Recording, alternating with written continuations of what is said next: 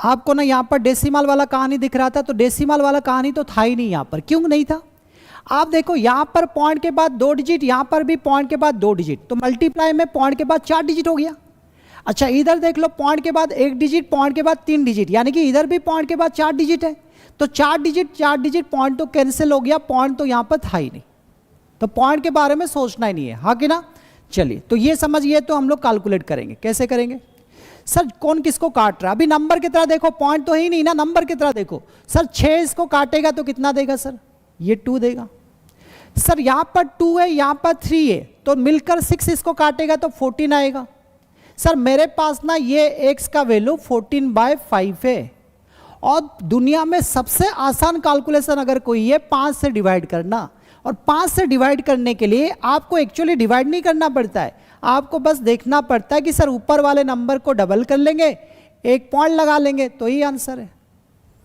किसी भी नंबर को आप 5 से काटोगे, डबल कर लो, एक एक्स्ट्रा पॉइंट ले लो, आंसर है। देखो एक एग्जांपल लेता हूं, सोचो कि आपको 12.3 को भी 5 से काटना होता, आप पॉइंट अभी भूल जाओ, 123 को डबल करो तो कितना आएगा बच्चों? यहाँ पर 246। पॉइंट पहले से यहां तक आ चुका है, एक्स्ट्रा पॉइंट लगा लो, तो ये आपका करेक्ट आंसर है। चलो आपको मन कर रहा है कि इसको भी 5 से काटा जाए, आपको मन कर रहा है इसको भी 5 से काटा जाए, काट ले। आप केवल 246 को डबल कर लो, कितना होगा बच्चों? यहां पर 492।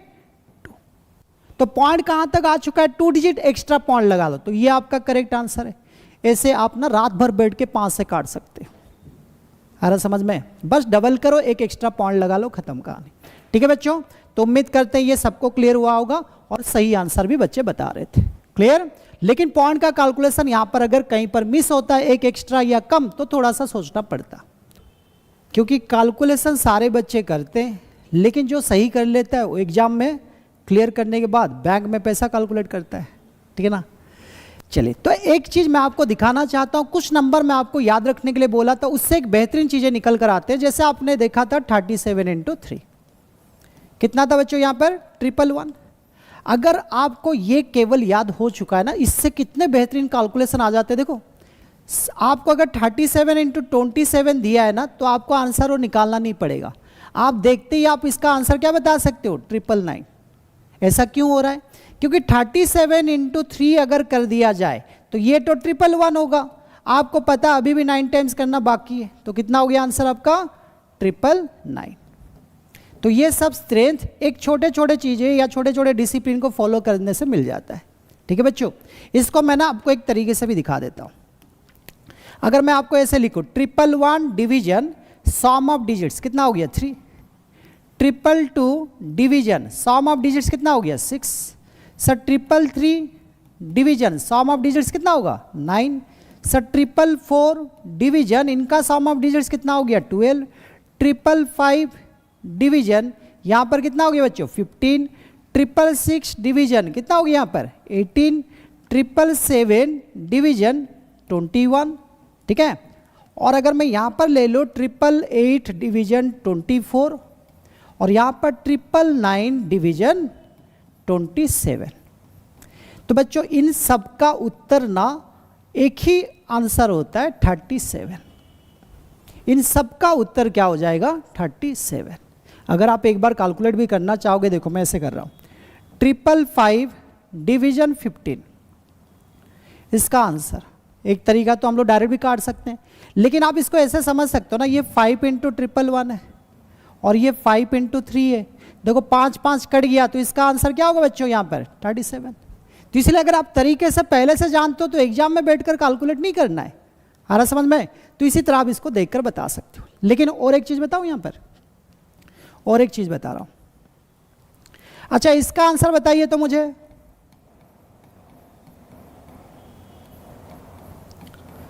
बताओ इसको अगर मैं डिवाइड करूं 37 से तो मेरा उत्तर क्या आएगा? बताओ। आपको मैंने बताया था ना अभी यहाँ पर 777 डिवाइड बाय 37 का आंसर क्या होगा? इनका सम ऑफ डिजिट्स यानी कि 21 होगा, अभी बताया था एग्जाम्पल में।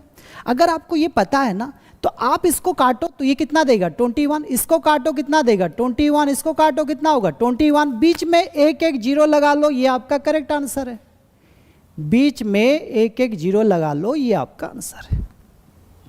बोलो समझ में आया? तभी एक क्वेश्चन पूछ रहा हूं, सबका करेक्ट होना चाहिए, चलो बताओ सर, यहां पर अगर मैं ऐसा ले लो 999 डिवाइड बाय 37, बताओ जल्दी आंसर। ठीक है बच्चों, तो यहां पर आपने देखा सर यहां तक तो 27 आ जाएगा, यहां तक भी 27 आ जाएगा, बीच में एक जीरो लगा ले तो मेरा आंसर आ जाएगा, खत्म।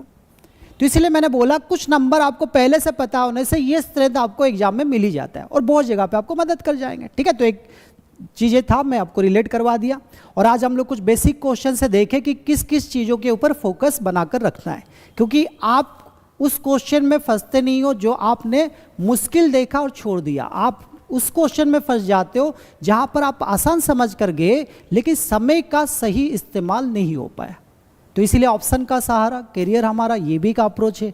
डिजिटल सम, लास्ट डिजिट, लास्ट 2 डिजिट, ये भी कैलकुलेशन करते वक्त ऑप्शन से आप रिलेट करते हुए आंसर बता सकते हो। कहीं पर मल्टीपल ऑफ 9 जैसे लगाए, डिविजिबिलिटी रूल काम कर जाता है। तो ये सारे चीज़ें जब आप धीरे धीरे प्रैक्टिस करोगे सोचने में भी, तो आप करने में भी वो सारे चीज़ें अप्लाई करोगे।